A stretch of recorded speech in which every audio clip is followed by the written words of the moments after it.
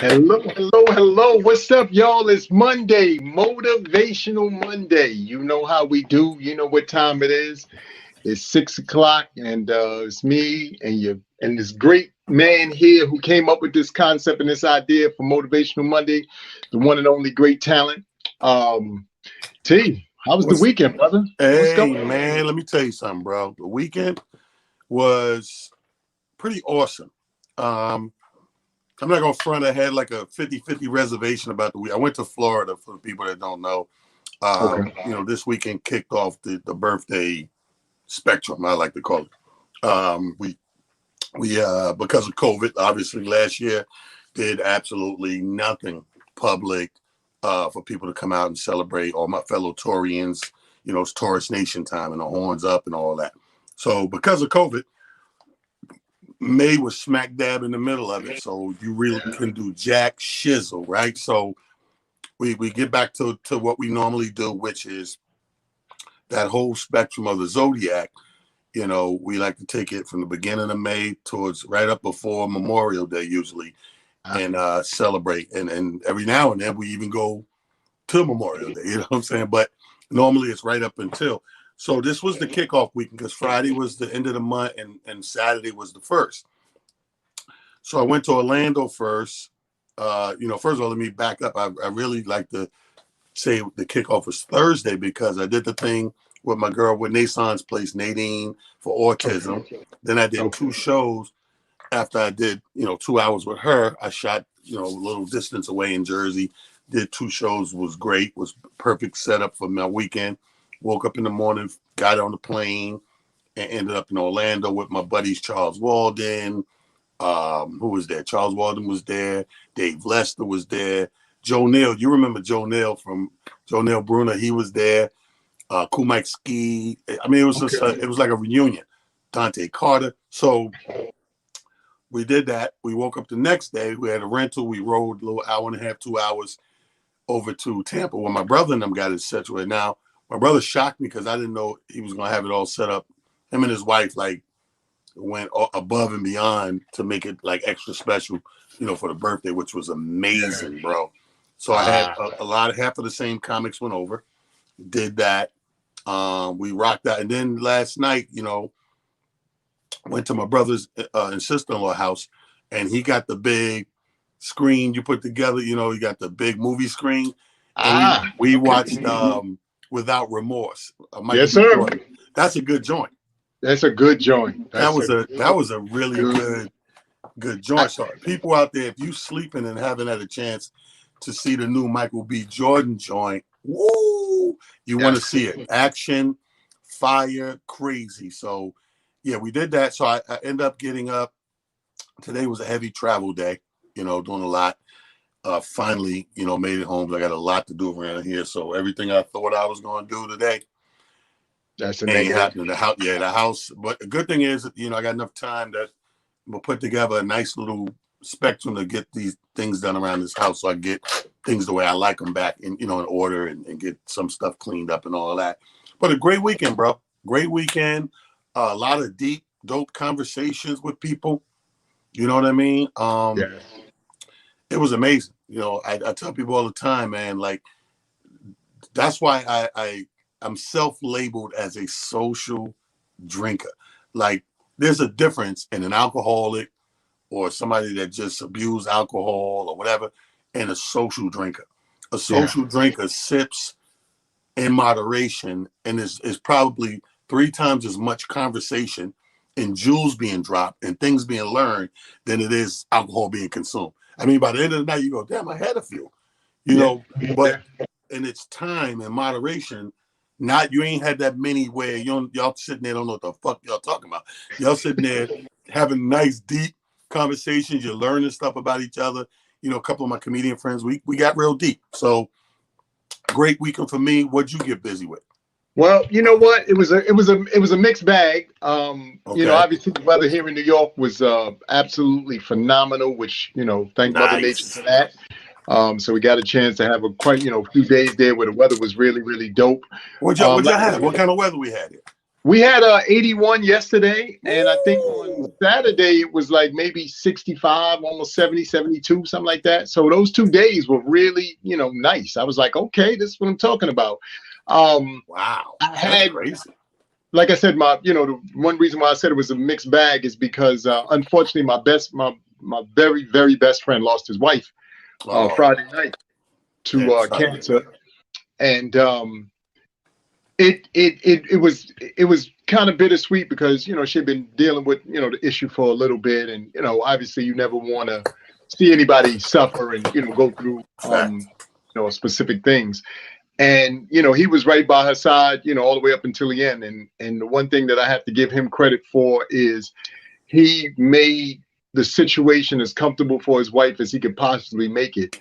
And I know in this day and age, we often hear sometimes, and you and I joke about it, here on these platforms about marriage and how is this just this or just that. And the two of them were a shining example of what marriage can be and probably should be. Just to, give y'all two, fun perspectives about it. So he and his wife have a ritual that they do where they ball up their fists and they do a fist bump and they say to each other until the wheels fall off. So Thursday, going into the weekend, he knew that his wife wasn't going to make it through the weekend. This was, told to him by the nurses and doctors and so forth and so on. And he knew it. So Thursday morning, his wife woke up. She was, coherent. She was able to talk and do specific things. At some point, she drifted off into a state where she just was out of it. Right. And he had first decided he didn't want to see his wife take her last breath. So he stepped out of the room. They had a family friend and a nurse who was going to, go through that whole process. Somehow she comes out of that and she asks for him. He comes back into the room and she opens her eyes and balls up her fist enough to hit him with the fist bump, and until the wheels fall off, and then she goes back into the state that she was in. At that point, the nurse and the family friend are boo-hooing like they've never seen anything like this. And obviously you can imagine why when you see something of that magnitude between two people, just, that love and that awesomeness. Long story short, they tell him that she probably is going to last until Friday, and Friday is, probably going to be that day. They go through the whole day Friday, somewhere about 8 p.m. or 7:30. They tell him her pulse is weak. She's about to leave us. He leaves the room. Right. He decides, you know what, man, I got to be here. I already told her till the wheels fall off, so I can't, not go through it in this instance. And he comes back into the room. And he holds his hand's wife and he says to the wheels fall off. She drifts off, and about 8 o'clock, she's gone. And when he shared it with me, the reason why I brought that story, to the panel today and to what we're doing with Motivational Monday is I was so inspired because his wife, throughout the entire time that she was dealing with her situation, she never complained. She never blamed anybody or anything. She just truly took, her situation and she made it work for the best she could. Now, in life, we find ourselves in short increments sometimes where, we go through things and we question everybody, God, our friends, we calling everybody out. Son, why did this happen to me? Why, am I going through this and all that? And when I say this woman didn't do any of that, and for that, she ranks on, for me in a situation where now I'm looking at her in a light that I always saw in, but I said to myself, my God, she's a silent giant, because she was able to endure all of that, like I said, with no complaints, no asking, why, and, any of that kind of stuff. She just really drunk it all in and kind of took it. And I had to think to myself, I said, wow, we get on here every Monday and we're trying to motivate everybody to be their best, put your best foot forward, be as amazing as you possibly can, and do all the things that make sense to us. But sometimes we get to experience things that are beyond even our comprehension, in the sense that either we haven't been through something like that, we've never seen something like that, or we've only heard something like that. Right. And I think it brings to the table, we as individuals, you talk about being magical. And after watching, like I said, their story unfold, Mal, and her name is Malika, but she we called her Mal for short. She transcended to magical to me because, like I said, I watched this woman totally go through her situation and not complain. She really just drunk it all in. She took in all the moments. She made the best of her situation with her husband, and she really rode till the end. And I think for each and every one of us, out here on this platform, on these various platforms, you wonder sometimes about the magical people who you come across through various, walks of your life. People at job, people who sometimes you meet, the IG family, and I throw y'all in there because we got an IG family and a Facebook family. I throw y'all in there because during this journey over the last year up until this point, I've met so many magical and wonderful people because of your energy, because of your ability to convey that my talking to you or the things that I'm saying in some way touch you, or in some way at least put you in a different state of mind or put you in a different energy. That's what magical people do. That's what magic is. We tend to think it's, making a card disappear or making a quarter, reappear from behind somebody's ear, which is magic as well. But magic is in each and every one of us. And your job, your absolute uh, thing that you need to do is figure out what magically you do and just bring it to the world. I can't stress that enough. It could be conversing. For some of y'all, it's baking. For some of y'all, it's knitting. For some of y'all, it's sewing. For some of y'all, it's poetry. It's so many different things that all of us, and so many different amazing things that we have as a creative being, because all of us are creative beings. Some of y'all could probably cook your behinds off. And if we would either taste it or even just see the finished product, we'd be like, that's what's up. And I think as a whole, we have to start tapping back into those magical things within ourselves and then figuring out how to bring them to the world at large. Because to me, once you bring them to the world at large, you now are unstoppable, because the universe, God, whatever your higher power, higher being that you believe in, I think then taps into that and is like, you're ready. What you gonna do with it? Yeah. I mean, we that story got me tearing up because there's light in death. And if we talk about tapping into the magic of our own being, there's life in death. And this is one of the things that, like, when something bad happens to us, especially medically, Yes. and we get into these situations, we have loved ones. You know what I mean? The one thing about life is everyone kind of has loved ones for the most part. So when you're going through your trials and tribulations, it may be something curable, it may be something that's not curable, whatever the case may be.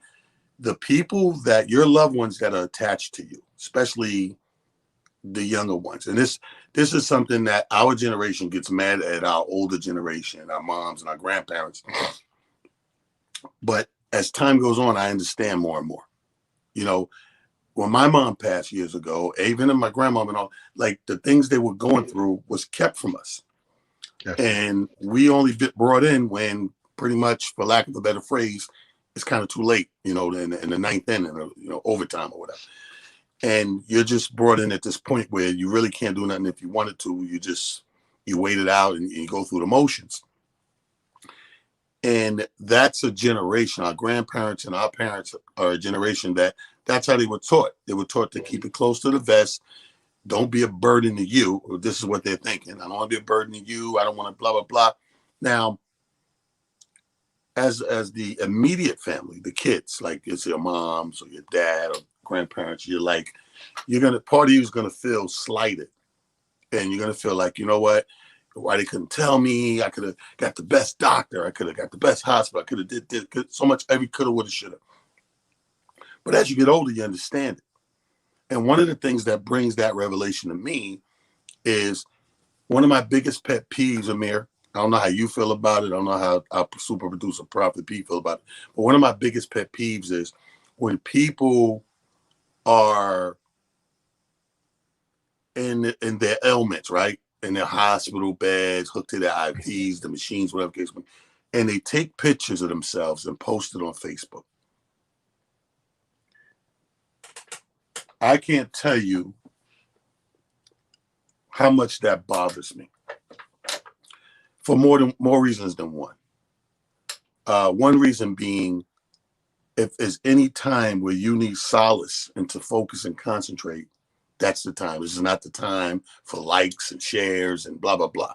The people that are important to you, you have their number, you could text them, you could pick up the phone, make a phone call, whatever the case may be. That's one of my pet peeves. And what I found from that, though, is in an inadvertent, probably, because I'm sure people don't mean it this way, but I think inadvertently, you know how I say misery loves company? Inadvertently, you become a downer to your circle.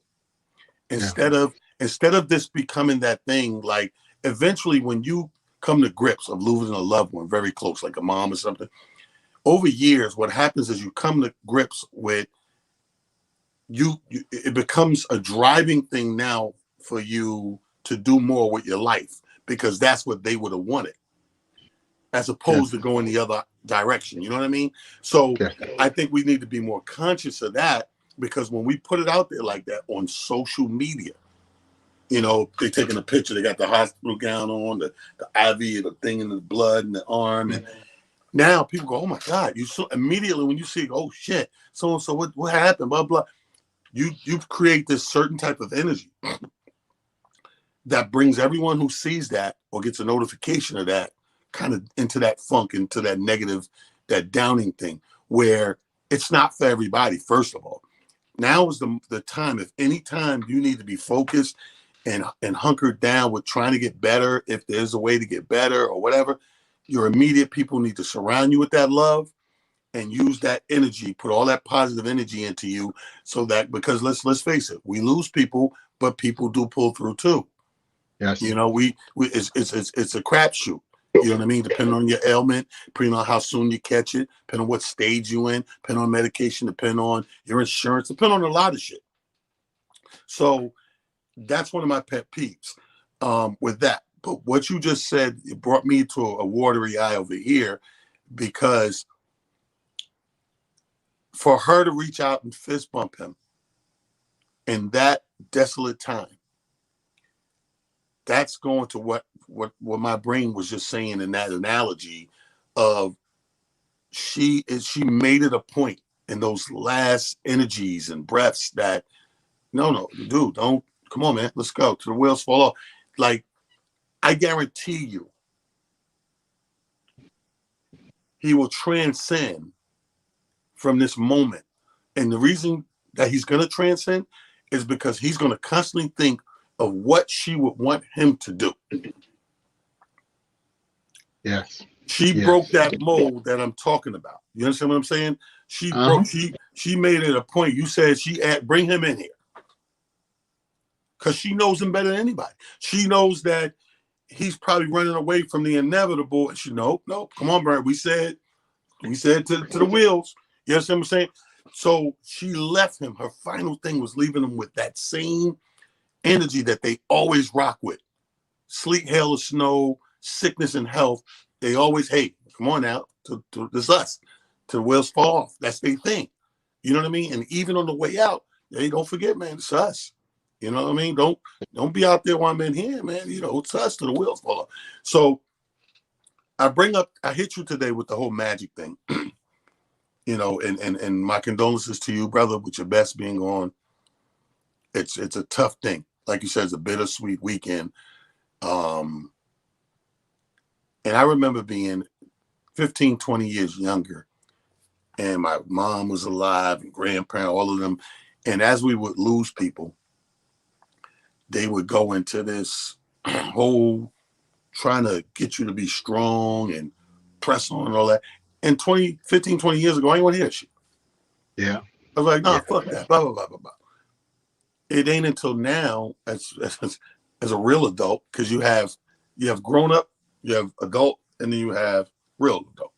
So when you hit 50, you're a real adult, hopefully, if you played the cards right. So as a real adult, I get it now, and I understand it. You know, and that's just, you know, as we talk this hour, ladies and gentlemen, Motivation Monday, about the magic within us. When I hit a mirror, what brought me to that mind is, you know, I had seen a post that I shared throughout the week. And I happened to go back. You know, sometime I'll be in an airplane or waiting to board a plane or whatever. I have that minute. Well, I'll go back to posts because they're in my brain and read the comments or see how many people shared it or liked it. And the post was about not, you know, feeding into everything. Like all those toxic people out there that come with some toxic shit, material, conversation, innuendos, whatever. Not feeding into everything don't need to be answered or replied to or fed into because of what it may spawn minutes or hours or days or weeks down the line. You know what I mean? People don't think they're magic, but you actually are. You actually, most of us, especially when we're talking to people we do know, we have the magical capability to know where each situation can end up. Only if, and this is technically, this is seeing the future. Technically, we can see the future if we take a moment and think about it. Like there's people that we all know, we know them well enough that when they say something, how we reply, we can almost play out that story in our head. Yes. If I tell this motherfucker, perfect example. Let's say somebody loaned you some money years ago or some shit. You was in a bind and they loaned you some money, right? And then fast forward a few years, you get the text from the person or the voice message. Hey, Amir, what's up, man? So-and-so, man. I need a favor, man. Blah, blah, blah, blah, blah. Basically, long story short, I need you to loan me some money. Now, you look at this text or hear this message, and you're sitting there thinking, and you might be getting ready to hit and say, you know what? Hey, man, can't do it. You know, timing's bad or tapped out, I ain't got it, or just not, right? You know in your mind with who you're dealing with. So you can see the future before it happens. You know that as soon as you say nah, that person is going to do what?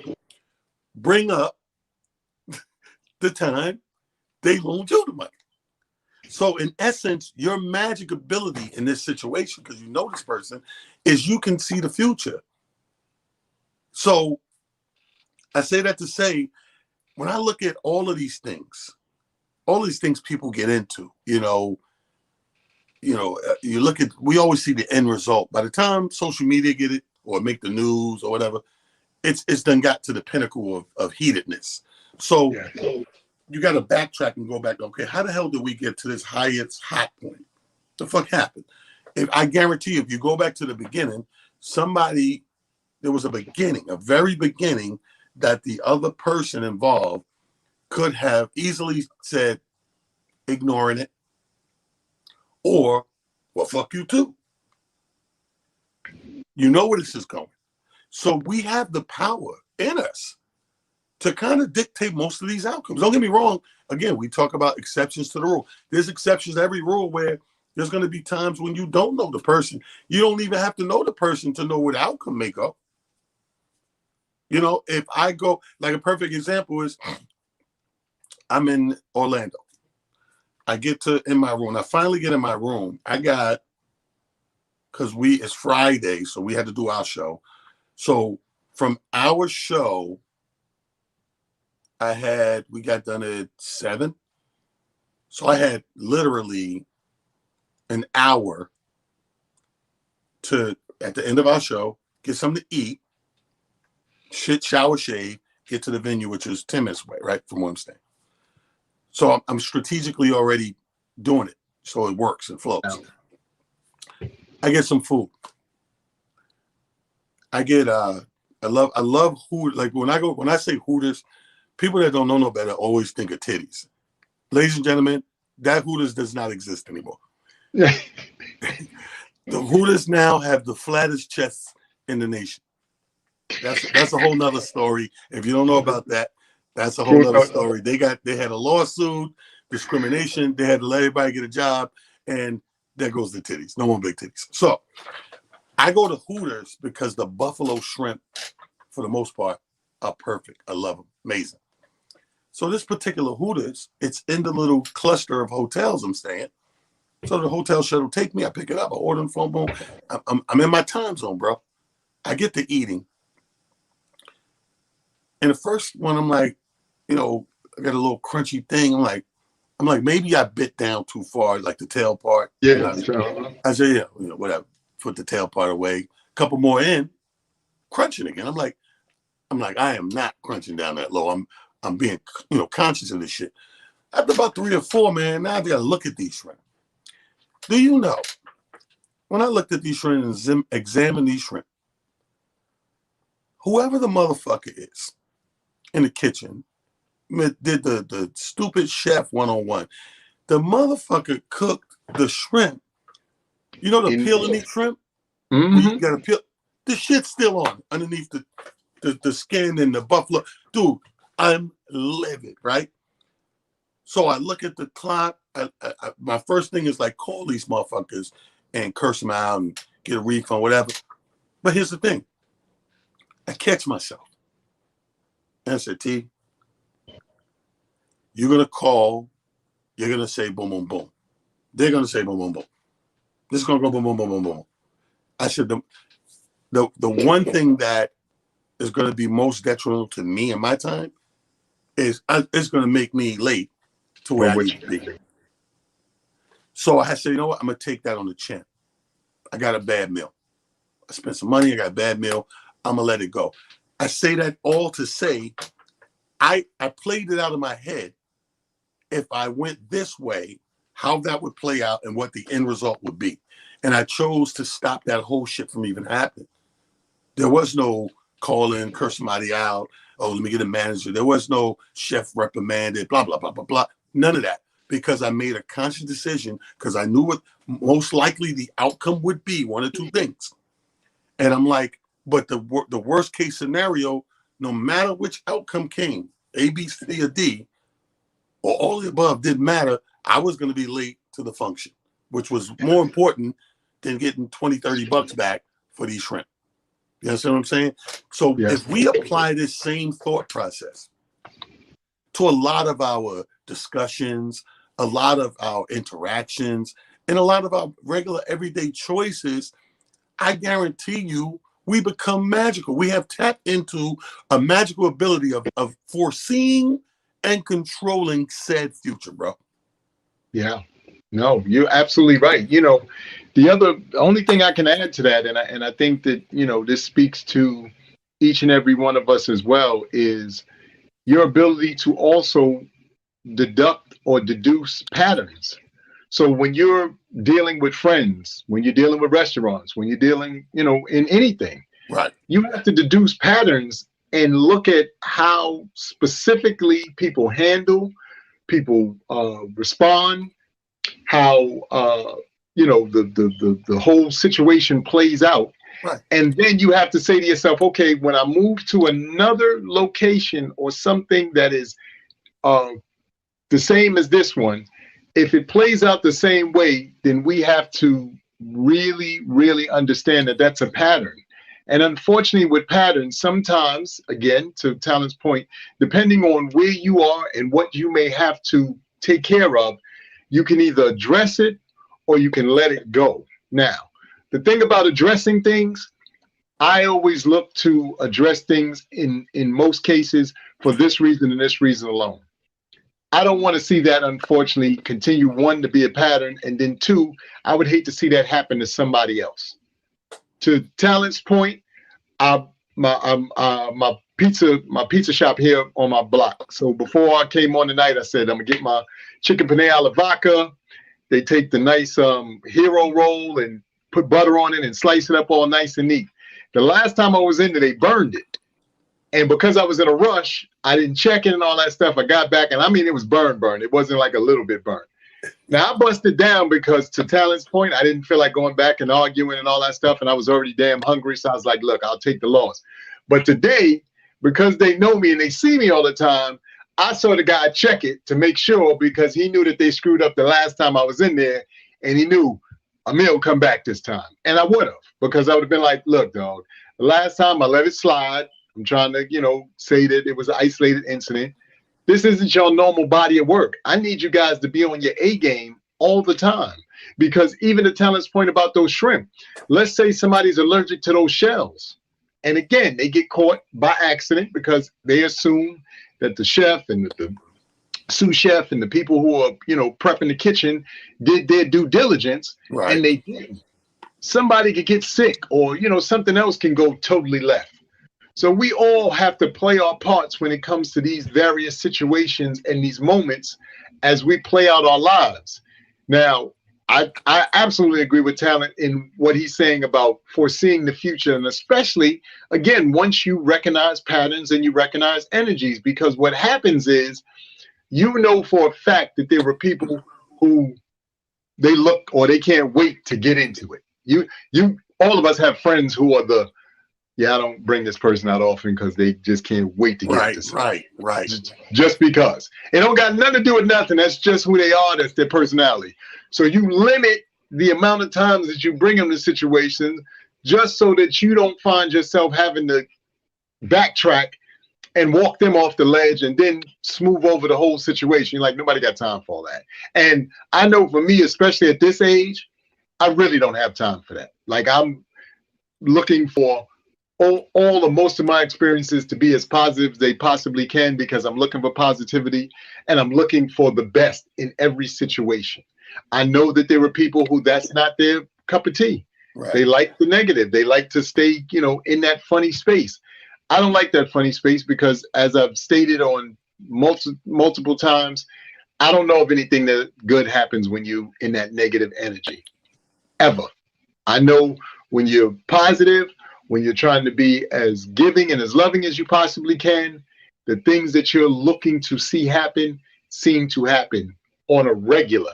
So I really, really encourage people to, like I said, watch patterns, watch energies and things that go on around you, because that is how you respond to what you see going on. You match energies, you match how people, do things, Right. And the food is just one, quick example. And you got a point, sometimes you want to put that opinion in there so that it doesn't happen to somebody down the line, whatever the case may be. But here's the thing. Sometimes with food, not sometimes, like if I'm in the place, I'm not beefing about food and gonna still have the chef get a second shot at that shit. Not today. Because you gotta understand something. One thing about people, I know human beings, and we hate being checked, right? So when you're in a food situation, again, this was a takeout, bring it back to the room thing. But if you're in the restaurant, like even if let's say, let's forget the time and say, I got I got okay and got on the phone, and time wise I was okay with the situation. Even then, when they go to say, oh, I want to give you some more, we're gonna see you some more, I don't want no more. Because I just checked your chef. So I don't know what headspace he's in. A lot of people in that kitchen, bro, we can't see them, right? They're behind that wall. So it's like, what? He said, what? Fucking motherfucker. Or what? We done seen it all. We know it exists, right? So, but my point is, I'm looking at the end game. I'm looking at the end result of said situation. And of course, we judge situations case by case. I think everything should be case by case.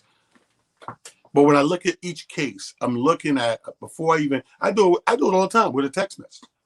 Like, I'll get a text message and I'll read it and go, I look at that motherfucker. I'm not one of the people that just quick to hit back. It got to be some quick hit back shit. Because if it's you give me a paragraph to read, I'm gonna be like,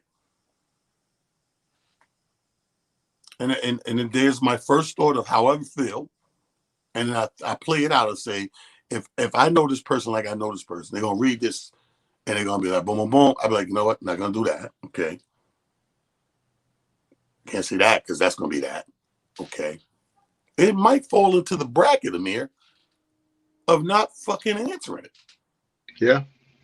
It might fall into the bracket of not answering it because I don't want us to escalate or the situation to get to where, because I know you and I know me. So I know what you're going to say. I know how I'm going to react, and I know where it can get to. So because of that, I'm going to use my magic right now, and I'm going to shut this shit down before it even happens. And more times than not, I will say this, I'll be honest with you. More times than not, those moments that I take not answering gives people time to think about either what they sent or reread it, and maybe either apologize or change the approach or whatever the case may be. And now cooler heads are prevailing. You know what I'm saying? But my thing is, I think a lot, when I look at a lot of stuff, I mean, look at me. I'm in the news every day. I'm watching it. I'm reading stories every day. When I see a lot of this shit escalate, I'm like, I can tell that right there didn't have to happen. That was, Yes. what do we talk? We talk about this police shit all the time, right? And what did we say the last show? We're like, yo, the fucking ego, you know what I mean? Yeah. And the fucking, the blatant feel for disrespect and the submissiveness and the authoritism, like all these words, that the emotions that officer may or may not feel come into play. Now, again, I've been the guy, I've been guilty of, saying, having a tone with a police officer that make him react to my tone with another tone. And next thing you know, we have a situation. Now, that was the younger talent. The 50-year-old talent ain't going to say the same exact thing that the 30-year-old talent who's driving, license good and everything. What the fuck? Why y'all pull me over? Already my energy, he ain't going to like the energy from the gate. So guess what? He's going to rebuttal with another energy. And then my energy going to go back, and we're going to go back and forth until this gets somewhere that it probably couldn't or wouldn't have gotten to had one of us or both of us checked it at the gate. Because we always talk about the cops. We put a lot more responsibility on them because they're supposed to be the professional. They're supposed to be the constant authoritative figure. So yeah, we put a little more on them. But to be honest, as a human being, there's some on us on the other side of that gate as well. And if we don't adhere to that and come out a certain way, we're starting to escalate. We're not de-escalating either. We're starting de-escalation and rotation. Yes. I just think that we have a magic we need to use more often. You're absolutely right. And the beauty of it is, first of all, you touched on quite a few things. Like you said, take a moment. Somebody in the comments already wrote that we have to take a moment when we're responding. I know that, sometimes people can say stuff that may hit you. It may be a gut punch or slap in the face, depending on which one feels crazier to you. But nonetheless, you have to take a moment and, like, wait a minute, let me process this. Let me sit with it for a while, as some of us say. And once you've had an opportunity to sit with it, because I know, this seems to me to happen more times, and this is no disrespect to our women constituents who tune in and were part of the conversation week in and week out. But seemingly with you guys, from an emotional standpoint, sometimes that seems to be your triggering factor. You're in a restaurant, you feel slighted in some way, shape, or form. Maybe the waiter did or didn't say something, or the waitress did or didn't say something in a specific manner. Is she being disrespectful or whatever? And before you know it, is rolling, and the guy is sitting there and he's like, I didn't get that from from her approach. That's because she was busy smiling at you.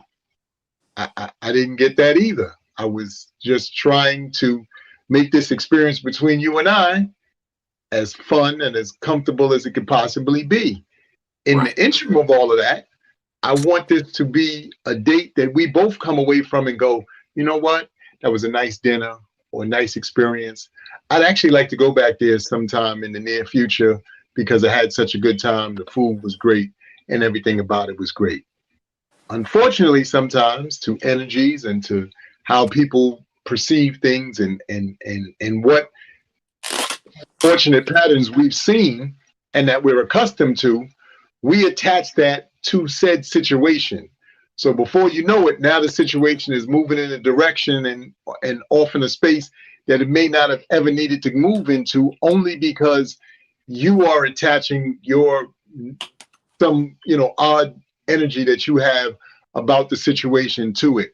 And we really, again, energy is everything. Right. Hormones the body. That's funny, Alfred. But even with that, we really do just have to know and understand that, as Talon said, the magic is in assessing the situation, taking a moment to possibly reread if it's a situation where you have to read something. I know this for a fact, and especially when we're in conversation, because this is hard for so many of us.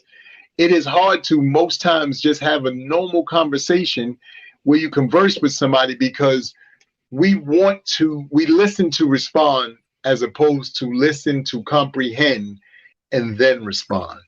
And this happens so often with so many of us. We dead in the middle. And unfortunately, our time frame is, and our ability to listen and to, really take everything in is short. Because you'll be arguing about only one point, and it'd be 15 points the person brought up, but you just dealing with that one point because that's the one that hits you the hardest. Meanwhile, they actually gave you a body of work there that if you honestly took a moment to take the whole totality of what they've expressed to you, you'd probably calm down, because you'd be like, oh, that was only one of many things that they found, that they seem to be upset about.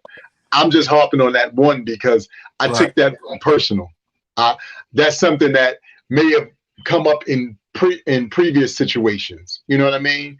So we all have to, again, take a moment. I know for a fact, just like Talon said, I reread text messages and emails and things like that, like 2, 3, 4, 5 times before I respond, because I know for a fact that my first reading of it, you are about to get the business. I mean, what? Who are you talking to? Words capitalized. Wait a minute, they going caps on me? Who do they think they talking to?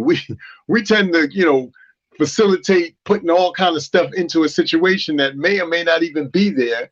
And that is, again, because we also are looking at specific situations sometimes through the same lenses that we always look at things through. And to Talon's point, we have to look at each situation and take it case by case. Because even though there may be some similarities, there's probably a lot of things that are different as well. And we have to learn how to be able to listen for, read, see those things, and then again respond accordingly, because it is imperative to keep the lines of communication open, to keep the dialogue open, because when you're doing those kinds of things, that is truly how you get to resolution. That's truly how you get to a space and a place where now you know for a fact that you're in a situation where the outcome will be something that you truly hope to get to. And I think that that's probably 99% of the time, if not, somewhere slightly shorter than that. That's really what you're looking for. You're looking to get to that place. You know what I mean? Yeah, absolutely. And I want to bring in our super producer, Prophet Pete, real quick. Yes. Pete, you come on in here. And so I know you've been listening for a while. We've been ranting for a minute, Pete. You got to have an opinion on the magic of people and us getting to a place of being smarter and pretty much living smarter than not harder. What's your opinion on this?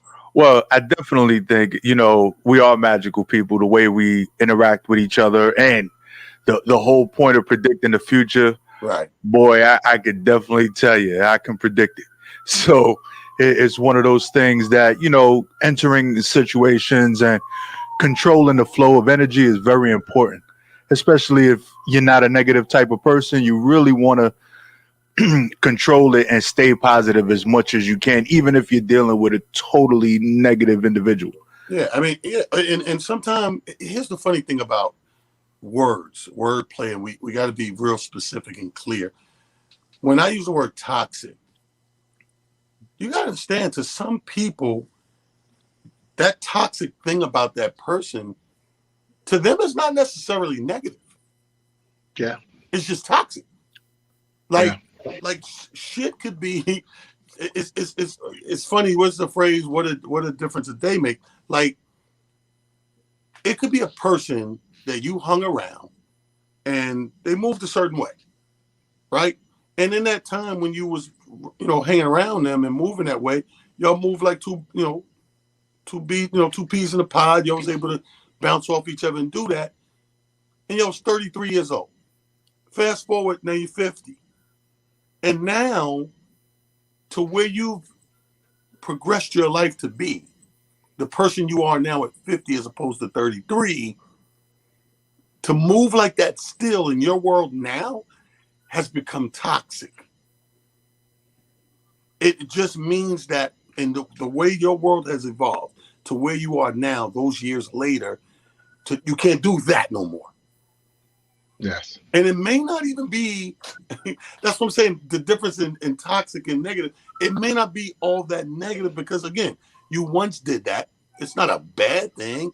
It's not a super negative thing. But in my world now, that would be toxic. You know what it's like? It's the girl who she drank all through her 20s. But she's 31 and she's pregnant. So the same thing that made her have fun, which is the alcohol, she wasn't a lush. She wasn't a drunk alcoholic. She was having fun. It was a good thing in her life during those years. At that time, yeah. But now she's 31 and 2 months pregnant. Sorry, sis, I love you to death, but I can't go with you and do that because now this is toxic to my situation. Yeah. If I go out every Friday and Thursday, ladies' night like we do, and I throw these apple martinis back and these Hennessy's, this kid coming out warped. Yeah. Yeah. You know what I'm saying? I think it stems to, something else that, I brought up. And that is also, again, looking at patterns and looking at things that you, like you said, that you used to do or things that served you at some point in your life and understanding that now they may or may not serve you. Yeah, they no longer serve you. Yeah, their purpose and is if gone. they don't serve you, then you need to delete them, from your normal habits and your normal, patterns that you do. And or maybe you need to upgrade them because, you brought the term upgrade into our, vocabulary. And with upgrading, to your point about drinking, again, maybe you're not drinking like you did in your 20s. You're now in your 30s, and maybe you're more of a casual drinker, or as you put, a social drinker, which means you find the spaces and places where now you could still do something that you like, but in a more responsible way, as somebody put in the chat, and in a more conducive way to your lifestyle and where you are at this point in your life. Though all of these kinds of things are so important to each and every one of us, because what happens is as you find yourself making those transitions and unlearning maybe some of the things that you've learned, you start to, again, see your life change, see things, moving in spaces and places that you've always wanted them to, and you couldn't figure out how or why. It's because of those little nuances. Big pictures all start from little tiny ones, which means, as you're doing those little things, you'll eventually get to that big thing that you want so badly, but you gotta stay consistent with the little things. I'm gonna give you living proof of how I know we're capable of doing what I'm saying here, because we actually do it in certain instances, whether we realize it or not. We actually do it in certain instances. Perfect example is this. Remember shows ago, we talked about different clusters of groups of friends and how everybody has friends that they won't necessarily hang with everybody together. Like if I'm going to this event, I can roll with this group of friends. If I'm going over here, I can roll with this group. What I can't do is bring all these groups together. They totally different groups. He don't fuck with him. She don't fuck with her, and blah, blah, blah, and so forth. So if we are doing that, which we are, most of us are, if we are doing that, isn't that the same thing I'm saying? We're editing the outcome. Yes. We're evasive where we need to be evasive, and we're categorizing and compartmentalizing people. Because we know the outcome. We like, yo, I'm not bringing Big Rob and Little Tony. Them niggas gonna go to blows. So you just did what I said in that instance. You just knew the outcome and moved accordingly to avoid said outcome. Now, Pete, ladies and gentlemen, once again, this is our super producer, Prophet Pete. I know you got some people that come to mind that you either have to edit your response, think about your response, or don't respond. Yeah, and there's a few.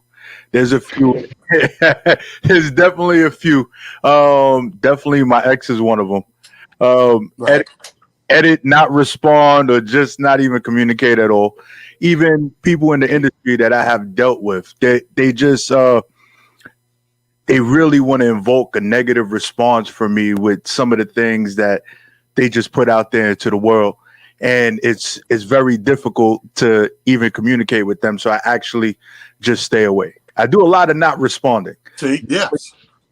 Definitely a lot of not responding. It is very necessary not to respond because it will turn into a conversation that just super duper goes left. Yeah, and I have to do that a lot of the time in comedy. In comedy, you know, there's been, I would say I can count on both hands in 30 years where a comic, a fellow comedian, kind of forced my hand into a conversation that, you know, I'm being evasive of. And because I happen to feel that sometimes the 100% truth that I'm holding with inside, I evaluate people and say, I don't think, what's my nigga name? Jack Nicholson, you can't handle the truth. A lot of times, I know who I'm dealing with, and I'm like, if I say the truth, this is going to open up a can I don't want to eat. Like, I don't want to eat this food. I don't want to eat this canned good. I know if I say it, it's going to just go boom and open things. So you don't say it. But to people's credit, over the years, I've had people kind of, for lack of a better term, corner me, catch me in an environment and corner me and say, come on, man, you know, keep it real with me, you know, blah, blah, blah. And I'll ask right away before I go in. I'm like, you sure you want to can we keep it real? You know, I'm going to give you a perfect example. A conversation I just had, you know, with, you know, a buddy of mine I consider a friend in comedy is AJ Johnson. But AJ Johnson, to make a long story short, he's fucked his reputation up, his business reputation as a comedian in the game. So for the last bunch of years, I've been that guy off the strength of my name, helping rebuild his shit. You understand what I'm saying? But the problem is he's one of those guys. He's in this constant battle of drugs or liquor, or whatever he's doing. It's a constant battle, whatever he's doing, that, you know, we go back and forth and he quickly remembers, then he don't remembers and he forgets and then all this shit. So I had to, and I was tired and I wasn't about to do the back and forth a couple of weeks ago. And I said, listen, bro, I said, can we keep it real? He was like, yeah, absolutely. You know, we friends or whatever. And I just went hard, like 0 to 60 real fast. Like, nigga, you're a fucking asshole. Your career, your name is dirt and blah, blah, blah. And the motherfucker said, yeah, you're right. I know. Which shocked me because I thought it was going to go boom. But it was like a revelation. Like, I know. It was like one of those things like, I know all that, but still help me, be there for me type of thing, which I can respect that. You know what I mean? But that's just one of those cases where, you know, I hold it in. I don't answer certain shit because I know where the outcome could go. That case was a lucky case where somebody was big enough to go, yeah, I know I'm fucking up. I know I'm doing this. I know that. I know my name is dirt. I know blah, blah, blah. And I appreciate whatever. And it's a shame that it got me to that point. I shouldn't have had to go there, bro. You should know and recognize because the proof is in the pudding. You know what I mean? I'm proving you through action where I stand in the situation, you know. But again, we have these people that we find ourselves ducking and dodging. And sometimes it's a smart thing for the bigger picture. You know what I mean? Sometimes things you don't, we talked about this on a previous show. Sometimes we don't say something that becomes detrimental. So it's a catch-22. We got to use our magic brain inside, and, you know, our magic skills and know case by case, say I answer, I edit the answer, I don't answer. You know what I mean? You got multiple choices. You know, it's so funny that you put it in that perspective, you know, using AJ Johnson and that, you know, like you said in your story. there's another side to the magic of each and every one of us, and that's something that you just alluded to when you told that story. There's also the magic of, because you are the person that you are, and he knows you to be that person, and he knows you to be that kind of caring person and soul.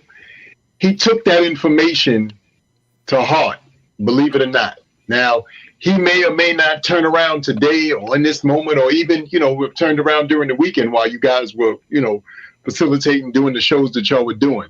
But trust and believe, it meant something to hear that from you. Because if it had come from Amir Sealy, who he may or may not know and has no connection or affiliation to, that would have been a whole different argument. Fuck you, I don't know you, how you gonna tell me who I am and this and that and the third? So sometimes the magic in some of the things that we do also comes from the fact that we have long-standing whatever that people respect. Like they like, you know what? I respect that coming from you, because you've even been in situations where you had to mediate between friends. Oh yeah, absolutely. You can say the exact same thing that your friend says to somebody who's also a friend. They take it all wrong. Coming from you, I'm gonna take that from you because I respect you. So the respect levels and things like that also come into play when we're talking about utilizing our magical powers during any and all of these situations, and as well. To your point, I had a conversation today with a gentleman on my job, and he asked me, he said, "Man, can I ask you a question?" He said, "Are you Muslim?" And I said, "No." And he said, "But I heard you speaking of Ramadan, and I hear you speaking certain things." I said, "Well, to be honest with you," I said, "Look, I didn't grow up Muslim per se." I said, right. My situation happened to be one of, my parents were a part of a situation to help move the country forward at that particular time in their youth and what they were going through. I said, because of that, though, there were certain tenets of it that I disrespected and I found could work for me. So that is why I utilized some of the tenets of it. I said, as a general rule for me, because my parents gave me the opportunity to go to church and to, go to various things, and they said, that's up to you. I don't find myself definitively putting myself in any religious sect, because for me personally, here, the way that we do it in these United States and where some of the clergy are, doing it, I feel like it's a cult-like situation. So I don't want to be a part of that. I'm a very spiritual person, meaning I believe that our greatest gift and one of the things that should run, through all of those things is helping your fellow man or woman, because that's the most godly-like thing you could do. It's not going to a house somewhere and praying. It's not opening up a book and praying. It's literally seeing and understanding that one of your fellow men may need help in some way, shape, or form. And whether or not you make a connection for them, whether or not you actually have resources to lend to them, whether or not you lend the ear because they need somebody to talk to and they just need to get something off their chest, or you then sew back into them with a wonderful soliloquy or wonderful information that then allows them to hopefully move and push forward. That's what we're supposed to be doing. Now, if religion, or you need religion to quote unquote remind you of that, then God bless you and do whatever you think or need and works for you. I just don't happen to subscribe to that from my own personal standpoint and the way I see things. Lastly, I'll say this because it hasn't been said on any of these platforms. The real reason why I've also had a particular beef, not with Islam, but I had a particular beef with the way Islam was being utilized at that particular time, is because, to those of you who know and those of you who don't know, my mother and father had a close relationship with the late, great Malcolm X.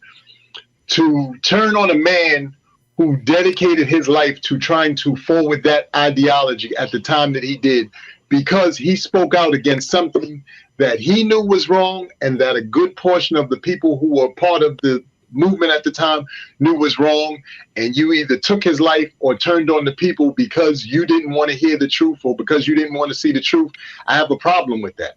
Because in all fairness, what you're supposed to do is look at the truth openly and then make a conscious decision for yourself. Don't allow somebody else to tell you talent is wrong because he's saying this, that, the third. You got to get to know talent. You got to know where talent is coming from. You got to understand how and why talent may be coming from there. You also have to look at the other side of what he may be bringing to the table and who and what that's all about as well.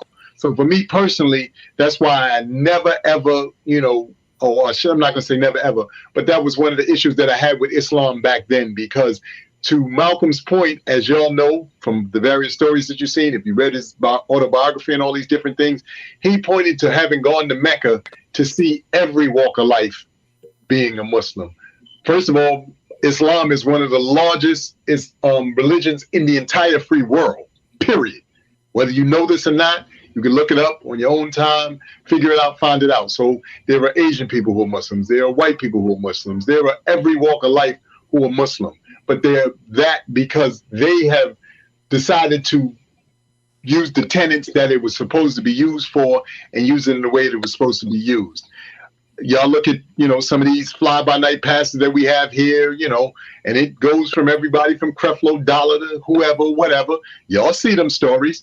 I tell people this all the time. You can't tell me that these people are truly men of God and this and that and the third. Yet, every time we truly seem to come up to some situation where the world is at odds and people need help, I don't ever see these people putting their stuff on the line. Y'all saw my man when that situation happened in Houston and he closed the doors to his mega church and all those people were going through what they was going through. If you're as godly as you say you are and you really about that life, then what happened? I'll wait, because y'all can, come up with a million stories. Well, man, it's a mega church. You could have got messed up. Okay, you can rebuild it, brother. Didn't you build it on the backs of those people in the first place? So why wouldn't you turn around and help them, when you see that they need help? But these are the things that we see ourselves going through. And this is why I say sometimes we have to edit or upgrade the things that we have become so near and dear to us, because when you start to really look at them, you start seeing the cracks in the, in the ideology. And you're like, wait a minute, some of this just isn't adding up. Now, again, I'm not talking about or talking against any specific religion, so I don't want anybody on here to feel like I'm, trying to down a specific religion. I'm just talking about those moments when you can see things clearly, as Talent just stated, and for a fact they're not adding up. So you got to ask yourself, do I still need to be a part of this? Or do I need to step away from this and put myself in some other spirits or put myself in some other energy that I know is going to give me the outcomes that I'm looking for? I say this to you guys. I say this, guys, to you guys every week, and I mean this from the bottom of my heart. Like I said, it's nice to be important, but it's much more important to be nice, because from that, you spawn all of the other responses that you're looking to hopefully have you get the results that you're looking for. Everybody could be an asshole. How many assholes do you see really winning? Yeah, y'all could say 45 in the situation that he, you see the outcome of that, right? Right. That's what being an asshole can do for you. Sometimes we talk about, industry folks, and this is not picking on anybody in particular, but Dame Dash and certain other individuals have been supposedly, said that they act in specific ways. Now, I get it. Sometimes situations warrant that you act in a specific way. But for the most part, come on, y'all. You know darn well that's not right. You wasn't even taught to live and to think like that.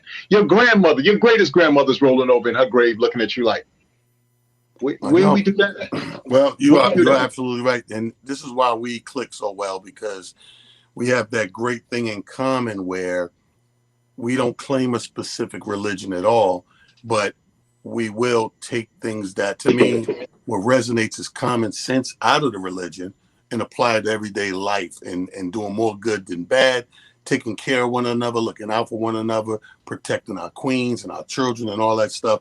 So in that essence, brother, I stand with you. I'm not Christian, I'm not Muslim, I'm not, Hindu, I'm nothing, Buddhism, none of that. I just can learn from all these different things, and the common ground, what resonates with my common sense, I know it's right in my heart and soul.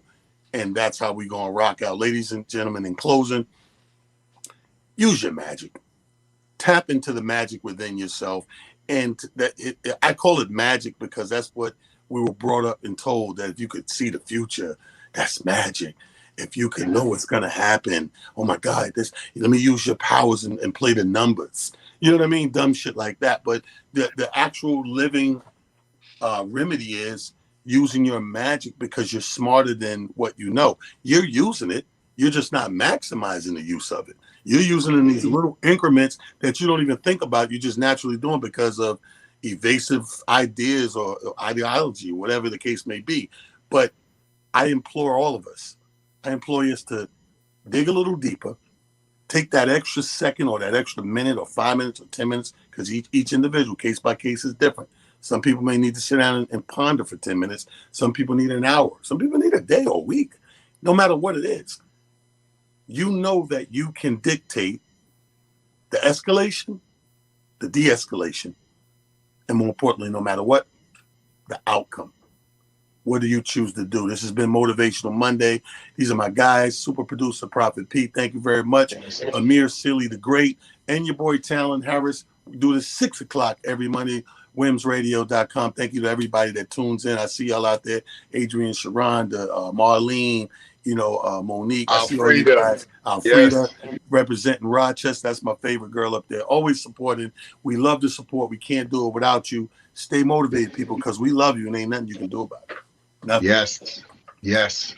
And as I said, it's nice to be important, but it's much more important to be nice. Add that to your repertoire and see all these new beautiful things start to unfold for you. That shit was filthy. Hold up.